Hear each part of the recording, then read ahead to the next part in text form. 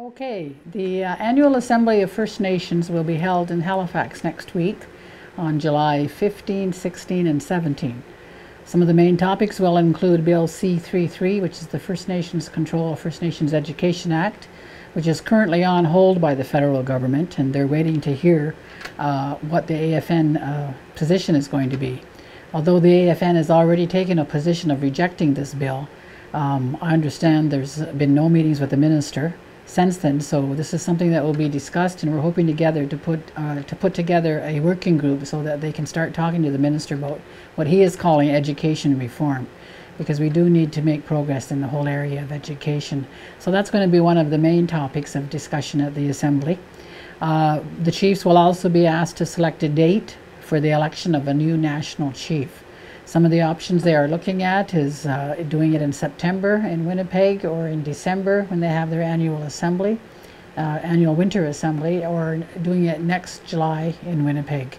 Council is going to be discussing that tomorrow night when we have council to see what our position is. Some people think we don't even need a national chief. Others are thinking maybe we need one fairly quickly. So we'll have more information on that after the assembly.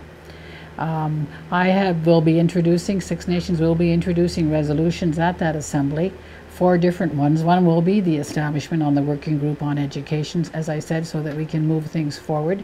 There will also be one on the personal credit programs for the residential school survivors. They were told that they can apply for personal credits up to $3,000, which can be used for education purposes.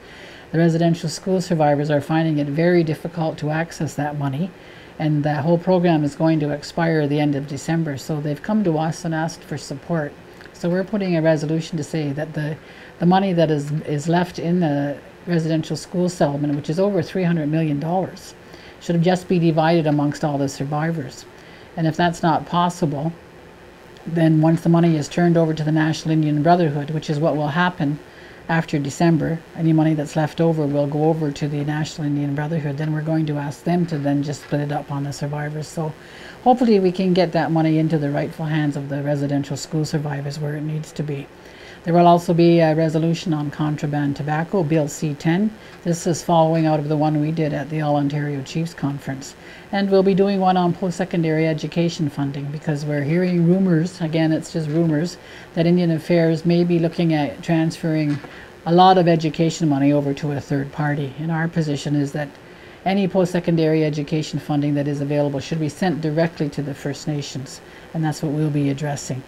Councillors Helen Miller, Darryl Hill, and Sheri-Lyn Hill-Pierce will also be attending this assembly with me. Rick Hill, who many of you know as an academic and a historian and a well-respected historian in our community, will also be attending.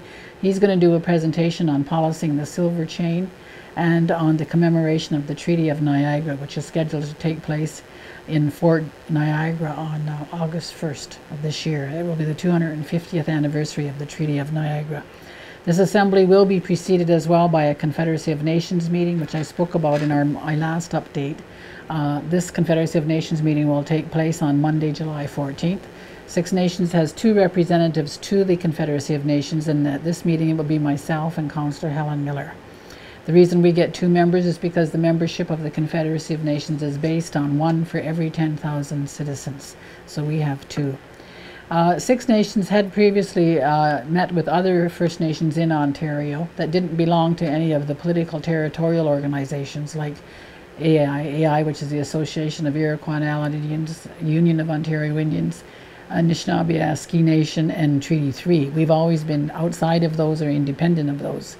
There are 13 First Nations who choose not to belong to any of those PTOs, and they've come together on their own and have been meeting as independent First Nations for quite a few years. Well, Six Nations has also decided not to participate in that forum anymore.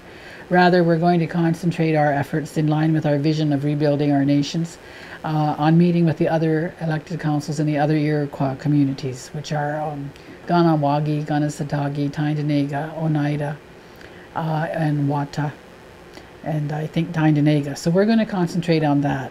And in fact, I just returned from a meeting of the Iroquois Caucus that was held last Thursday and Friday in Kanesatake. And I was accompanied by Councillor Helen Miller and Councillor Carl Hill. There we talked about Bill C-10 because that is a bill that's affecting all of our communities. We've talked about border crossing issues, taxation, education, and other issues that are concern to all of us. So we're hoping to work together very good on all of these issues and move forward. I want to talk a bit about Bill C-10 and just give an update on contraband tobacco bill. This bill did not pass. It is not law yet. It did not pass in the last sitting of the Senate. The Senate is now on recess for the summer. So we have the summer to continue our efforts to get our message out to mainstream Canada and to the public media about why we are opposed to this bill. Senate hearings will be held in this fall in Ottawa, and I've already been assured that Six Nations will be one of the witnesses to be making presentations to the Senate on that. We're also hoping to make a joint presentation with the other communities from the Iroquois Caucus, and we're also hopeful that the Haudenosaunee Trade Collective will be able to make a presentation.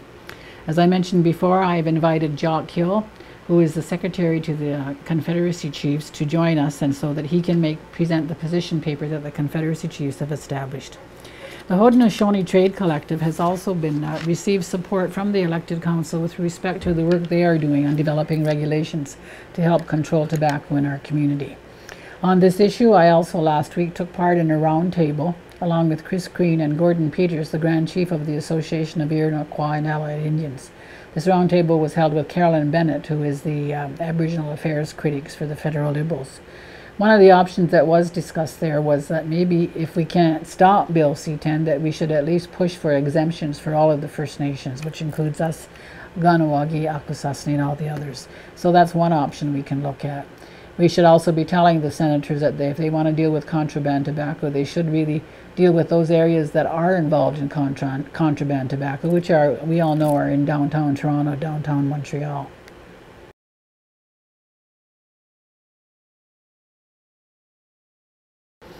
Over the past week, there's also been issues with respect to a barricade at the Douglas Creek Estates.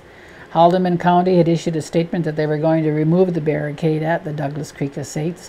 This followed an incident where Gary McHale, who has been an instigator coming there causing disruptions, had gone onto the territory, and one of our members ended up getting assaulted and banged up a bit.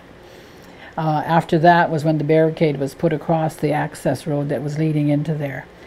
There have been phone calls and meetings going on, and since then, just last week, Haldimand County did send a further release saying that they're reviewing a draft bylaw which will remove public access rights on that road leading into DCE. So as of right now, everything is kind of on hold. I haven't talked to the mayor in a week or so, so I'll hope to touch base with him. And I think that we all need to come together with our good minds and try and work with our neighbors, and hopefully we can come to a peaceful resolution to this whole issue. Again, this is something we need to talk to the province about, because it's our position that that is Six Nations land, and the province needs to get back to the table or bring the feds back to the table and say, let's get these things settled, and hopefully we can get the Haldimand County to help us in putting pressure on the government to settle that issue and turn that land back over to Six Nations. I understand, though, again, this past weekend, McHale was back down there trying to cause a disruption. People were trying to make citizens arrest of a number of different people. I have talked to Mark Hill, who is the liaison with the OPP, and he said that there were, about 25 people there, and McHale was there causing his disruption, and but they was there for 2 hours, and it ended peacefully after a couple of hours. But we're going to continue to monitor the situation, and as I said, hopefully we can come to some kind of a peaceful resolution. And we're meeting with the provincial government. We will meet with them to discuss this and other issues of concern. And I'm also trying to get a meeting with the Federal Minister of Indian Affairs, Bernard Valcourt, so that we can get them back to the table to talk about our land rights. I'll speak more about that as things progress, because I'm talking to other community members to say, we really need to come together as a community and unite on this, because we can't let the government continue to use the excuse that I can't talk to you because you're a divided community. So I'm working on trying to bring everybody together so that we can jointly go and approach the federal government and say we need to get back to the table.